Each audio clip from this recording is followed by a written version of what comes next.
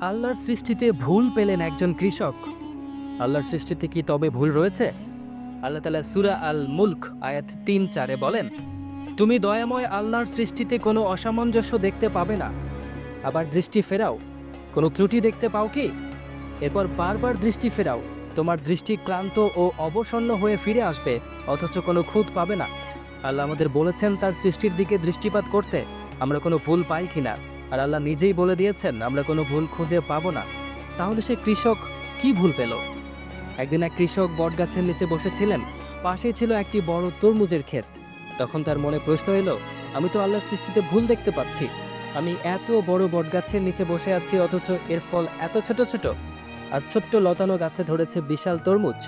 আল্লাহর সৃষ্টিতে কেন এই অসামঞ্জস্য? বড় গাছে বড় ফল আর ছোট গাছে ছোট ফল ধরলে কি তা সঠিক হতো না?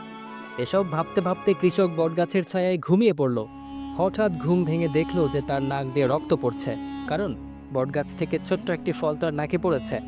সাথে সাথেই সে চমকে উঠে ভাবলো, যদি এই গাছে তরমুজের মতো বড় ফল ধরতো তবে আমি এখনই মারা যেতাম। সে সিজদায় পড়ে কেঁদে বলল, হে আল্লাহ, তোমার সৃষ্টিতে কোনো ভুল নেই। আল্লাহর সৃষ্টিতে কোনো ভুল নেই। মহাগ্রন্থ আল কোরআন একটি বিস্ময়কর গ্রন্থ। এই ঘটনাটির সাথে আমরা অনেকেই পরিচিত ছিলাম। আপনি কি এর সাথে পরিচিত ছিলেন? এখনই জানিয়ে দিন নিচের কমেন্ট বক্সে, এবং এমন কোনো তথ্য যদি আপনার কাছে থাকে সেটিও আমাদের জানান। ভিডিওটি ভালো লাগলে অবশ্যই লাইক দিন, আর এখনই সাবস্ক্রাইব করুন আমাদের ইউটিউব চ্যানেল এবং ফলো করুন ফেসবুক পেজ নূর।